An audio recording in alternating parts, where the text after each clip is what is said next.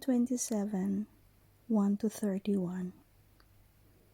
Judas hangs himself. Jesus before Pilate. The soldiers mock Jesus. Judas hangs himself. Early in the morning, all the chief priests and the elders of the people made their plan how to have Jesus executed. So they bound him, led him away, and handed him over to Pilate, the governor.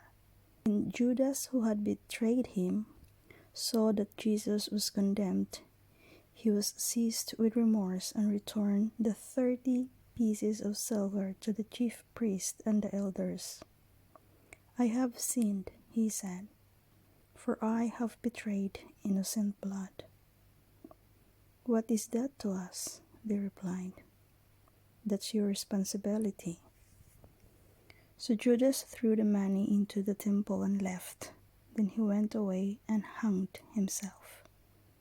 The chief priest picked up the coins and said, "It is against the law to put this into the treasury, since it is blood money." So they decided to use the money to buy the potter's field as a burial place for foreigners.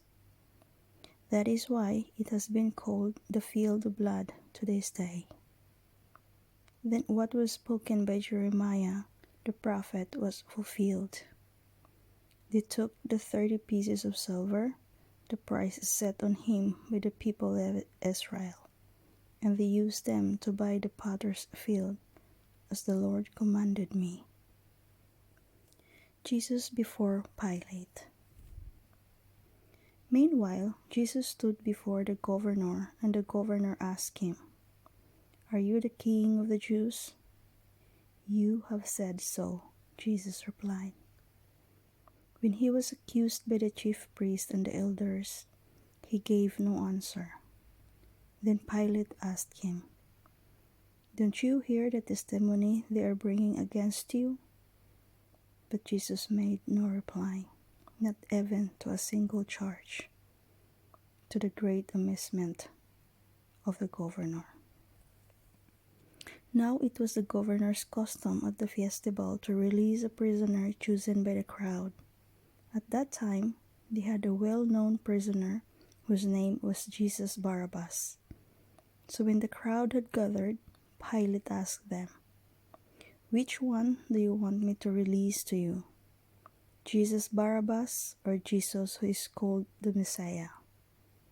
For he knew it was out of self-interest that they had handed Jesus over to him.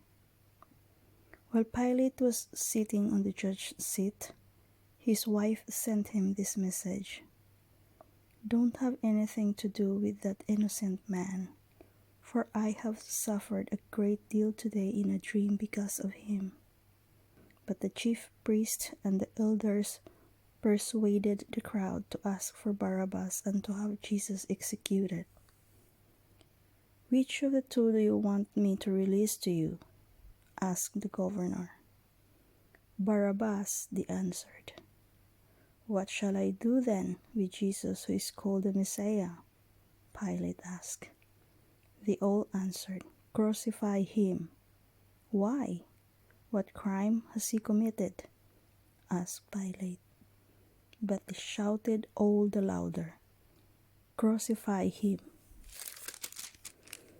When Pilate saw that he was getting nowhere, but that instead an uproar was starting, he took water and washed his hands in front of the crowd.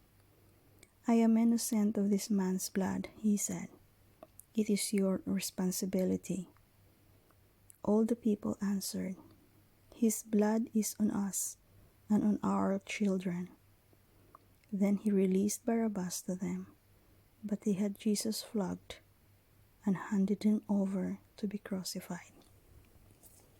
The soldiers mock Jesus. Then the governor's soldiers took Jesus into the praetorium and gathered a whole company of soldiers around him. They stripped him and put a scarlet robe on him, and then twisted together a crown of thorns and set it on his head. They put the staff on his right hand. Then they knelt in front of him and mocked him. "Hail, King of the Jews," they said. They spit on him and took the staff and struck him on the head again and again. After they had mocked him, they took off the robe and put his own clothes on him. Then they led him away to crucify him.